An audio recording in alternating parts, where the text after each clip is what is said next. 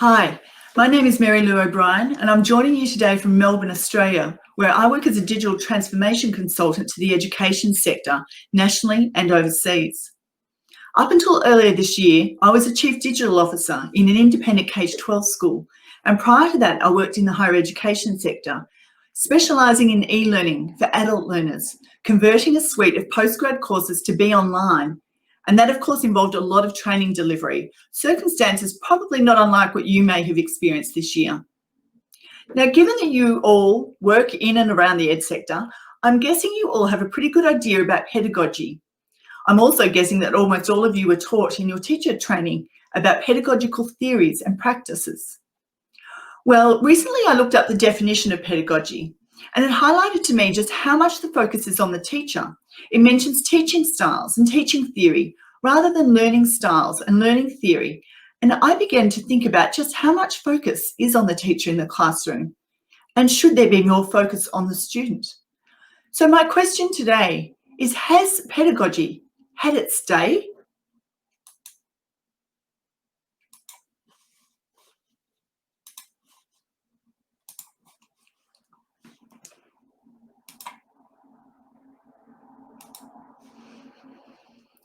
I've been attending many webinars from across the globe during lockdown here in Melbourne, learning from the best. And Michael Fulham at the recent ACEL conference highlighted the silver lining of COVID-19. And that was the shift we're seeing in pedagogy, where the focus is shifting from teacher to student. I will give you a minute to look at the slide, but I won't spend a lot of time on these slides, as you have the benefit of having this recorded. So please feel free to pause, stop and rewind if you need more time as we progress through, and hopefully that will allow us plenty of time for questions and answers at the end.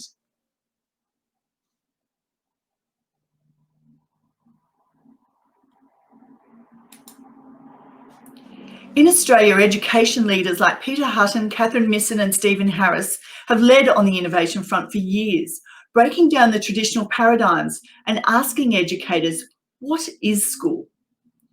There's a global call for us to reimagine and relearn. Will Richardson in the US, David Price, Richard Gerver, Stephen Heppel in the UK, we're hearing it from all over the globe. And we've actually been hearing it for many years. There were 3 moments in time that I feel really triggered my personal interest, and 2 were from Sir Ken Robinson. His famous TED Talk in 2007 on Do Schools Kill Creativity? And in 2010, I still recall clearly sitting in a boardroom watching the RSA animation of Sir Ken's TED Talk, Changing Education Paradigms. The 3rd for me was reading Open by David Price in 2013, which we again shared as a leadership team. And for us, it was the encouragement and the confirmation that we were indeed on the right track. However, it's this year, 2020, that the message has been amplified and that we've all been provided the environment to change, and hopefully something you hear today might inspire you also to mix it up a little. In Michael Fulham's wise words, the goal should be not just to survive this pandemic, but to arrive at something significantly better.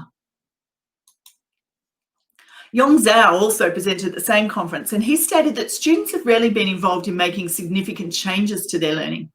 Education reforms are typically focused on curriculum, teachers and teaching, and assessment, but rarely about helping students to become owners of their learning. Yong Zhao regularly speaks about the necessity of involving students as partners of educational change and owners of their learning. And so, how can we progress this? I wonder, could Heutagogy be the answer? Could that be a way to ensure that students are at the heart of all learning?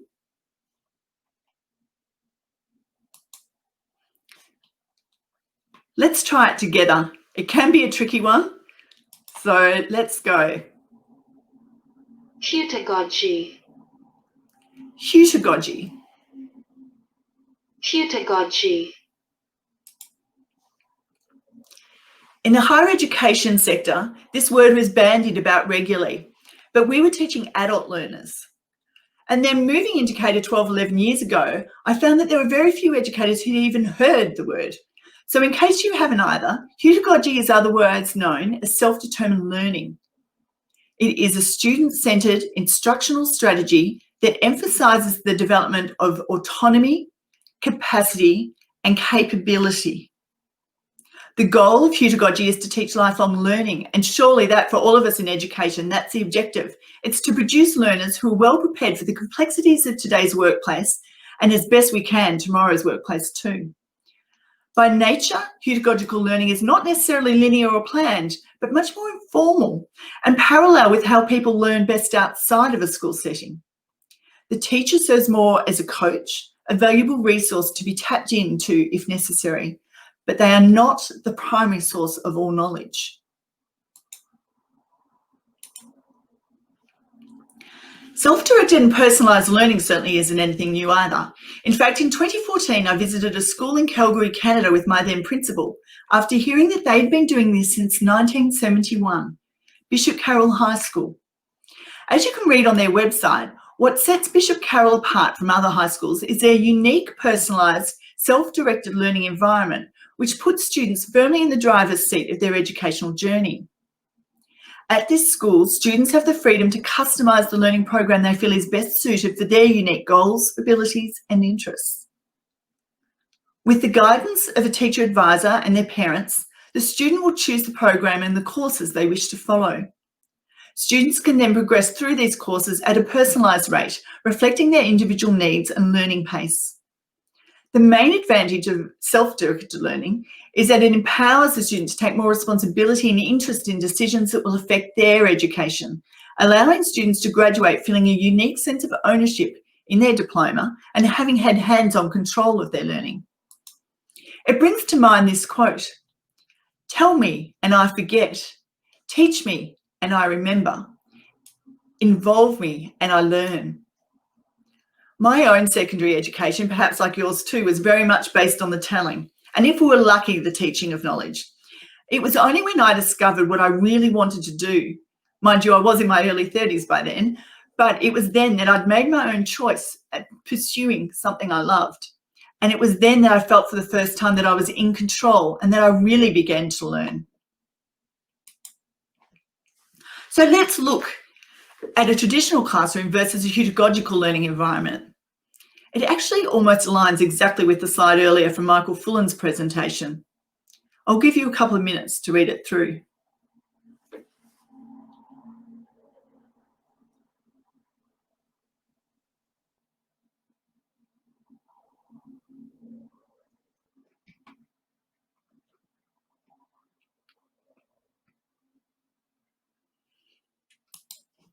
Now, I don't know about you, but when I read the contents, particularly at the right-hand side column, there were words that jumped out at me, words that I've now highlighted for you.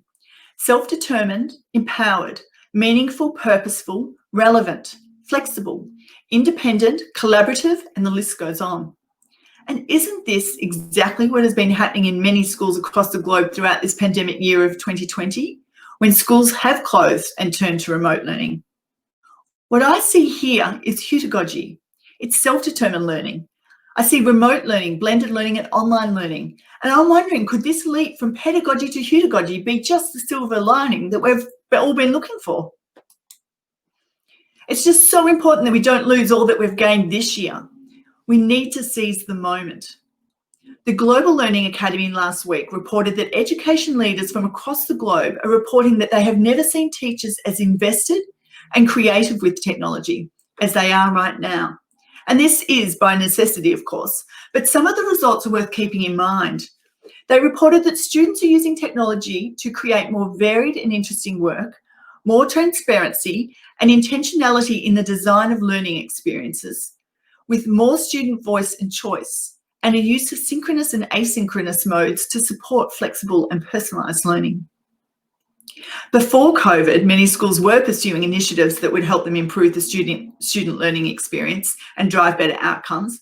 And they have quickly realised that by helping teachers build expertise with online spaces and digital tools, it is a way to achieve these goals.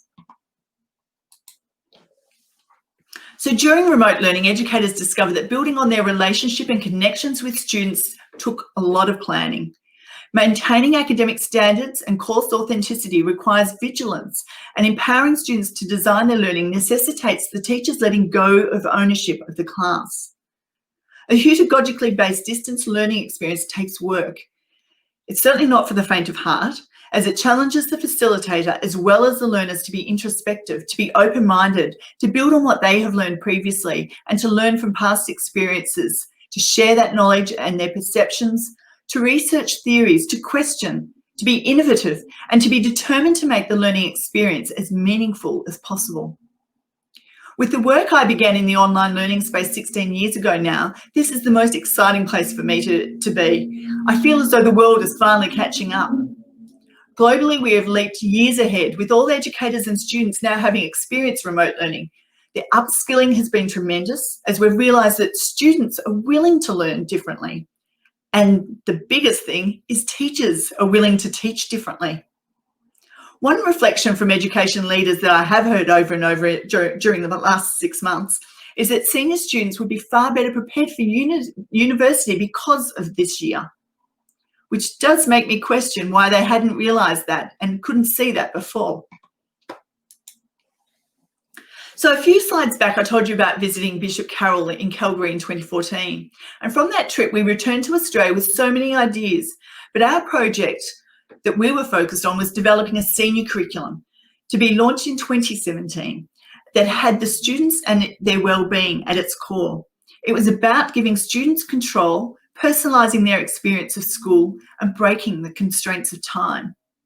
We chose 4 components for which students could exercise a degree of control, and this was achieved by providing each student with access to a blended learning model that offers an online curriculum supported by an LMS that provided the platform for each student's learning plan.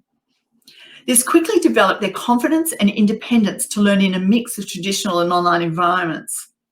Now, quickly moving to 2020, when COVID hit and schools were closed, this environment and the digital architecture was ready to go. The culture was primed, and they were able to flip the whole school to remote within 32 hours. Now, you might be surprised to hear from someone like me that the technology in your environment just provides the tools and the infrastructure to support the school's strategic direction, its intent and program design. Your investments in EdTech must always support the bigger picture, the direction you are headed, your school's strategic plan. And you need to ask yourself, how does that piece of technology, whether it's software or hardware, transform, enhance, or strengthen learning outcomes? Of course, infrastructure is where it's going to hit the budgets the hardest. And if you are committed to an online or blended model, the connectivity to your platforms must be available 24 hours, 7 days, for 365 days per year. In 2012, I began work on ensuring that our networks were capable of supporting 5 devices per student. And that was a laptop, a mobile phone, a smartwatch, an e-reader, and perhaps one other. We brought in dual cabling so that the internet supply was coming from opposite sides of the city with backup via a different supplier. And the incoming cables entered from 2 separate entry points, 2 completely separate addresses. We moved as much as we could to the cloud, and by that I mean a local data centre in inner Melbourne, with a secondary backup that was on the outskirts of the city.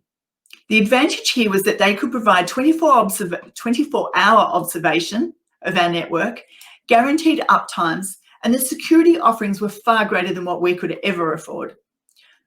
With so much change, we leveraged the technology to support the systematic change, and that included enabling new processes, automating others, and making them more effective and creating added value. Now, true digital transformation can be a long, long journey, as real change and culture shifting does take time. Successful digital transformation isn't just about technology, but it relies on the people involved. So if after a year of remote learning, if you are now seriously contemplating digital transformation and continuing to provide online learning, whether it be via flex, blended or flipped, you need to begin with a strong vision.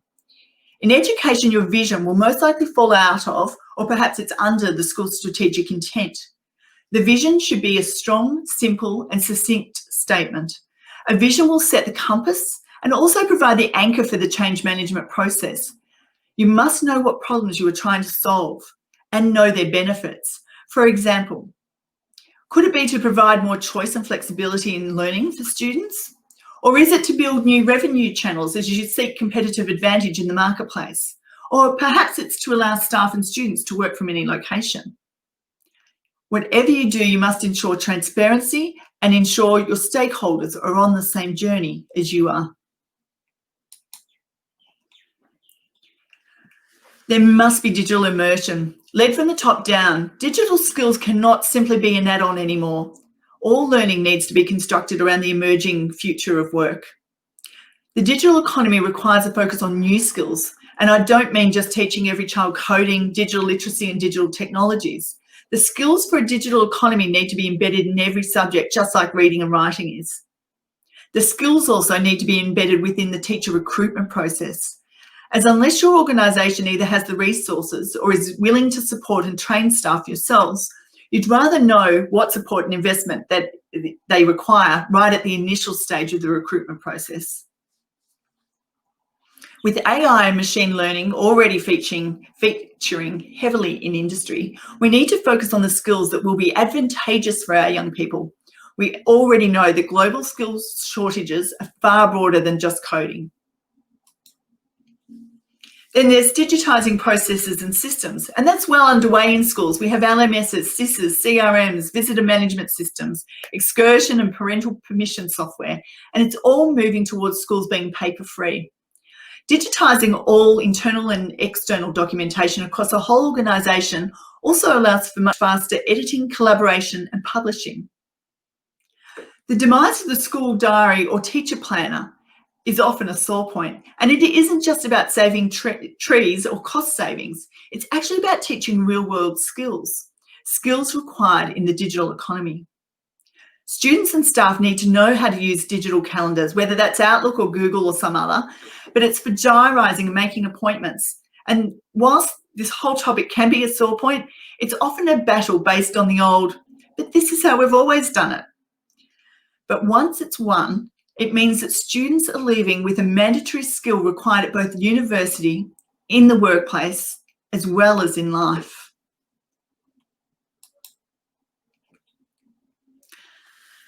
Another great quote, this one from the learning space guru Ann Nock. Corridors are a remnant of institutional thinking. Hospitals, jails, offices. They serve to reinforce the mindset that we need a physical construct to move people efficiently. But could there be another way? The spaces in which we live and work can tell you so much about an organisation.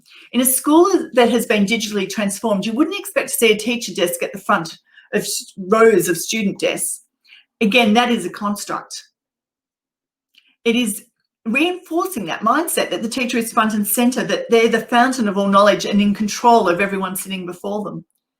The technology is available and has been for many years now that allows a teacher to roam the room with the tablet and stylus connected to the screens and allowing them to be the guide by the side rather than always being the sage on the stage at the front of the room.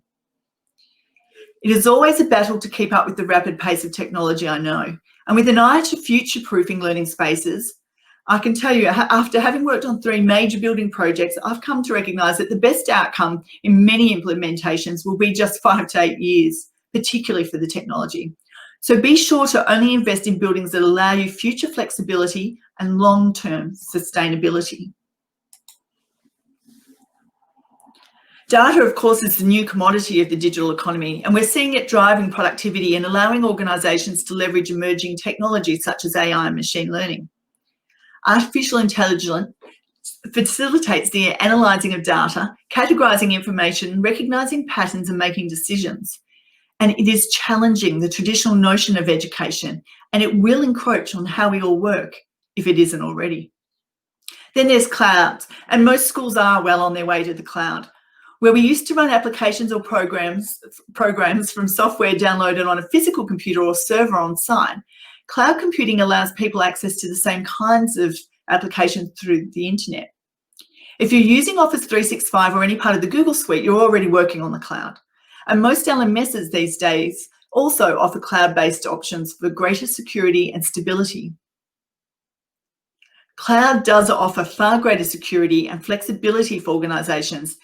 And this year, those schools that were operating in the cloud could pivot so much faster as all their systems and data could be accessed from any location at any time. Now, our educators have proven that they have the skills required And they, and also the parents, can no longer deny it's the right direction to head because the students are telling us so. I'm certainly not advocating that we close schools and move the whole of education online. As well-being must always remain at the heart of every school community, and we've gained so many bonus points this year around connectedness during this pandemic. But I am excited by a number of things. The prospect of dismantling the 8:30 to 3:30 p.m. school day, and timetables, the biggest constraint to innovation in every single school. I think we'll see a more global mindset in staff and students, and it will see a huge swing to blended learning and micro-credentialing. We will lose the constraints of geographical location. I know of one school here in Melbourne already who has just hired a Latin teacher who will be based out of the US. And that flexibility to work from home, or anywhere in fact, is a huge bonus for students and staff. Universities are now also having to reimagine their business models. And from this, I think we'll see more of a merge between tertiary and school life, with new models for what school might look like. The models of learning centres, just like Learnlife in Barcelona, are expected to rise as they can offer a range of programs via a range of modes and at different price and access points. How we view physical school buildings and classrooms will change, and many have already, with many schools moving classes outdoors. Then, of course, I'm also excited by the prospect of boosted student engagement and academic outcomes as the curriculum becomes more personalised and self-directed. Whilst I'm very passionate about the technological tools and the underpinning architecture to support student learning, my focus will always be on the students, their needs, and how we can empower them to take responsibility for their learning. And I want to ensure that every child leaves school prepared to solve the problems they will face in the future. I really love this particular image. As we all re-enter this new world of face masks, QR codes and disinfectant, we can leave the darkness of an education system that is no longer fit for purpose behind. And instead we see what we face in the future is bright and optimistic. So let's look forward and take with us the best from today, as Winston Churchill is credited with first saying, "Never let a good crisis go to waste." And by using this quote, I mean that today we as school leaders and educators have an opportunity to do things differently. Educators across the globe have shown outstanding resilience, and I truly believe that today is our moonshot moment. Our time is now. I'd like to thank you all for taking the time to join me. I hope you may have learnt something in the process. That was a lot of slides to get through. And I hope too that you'll hang around and join me for a live Q&A. Thank you.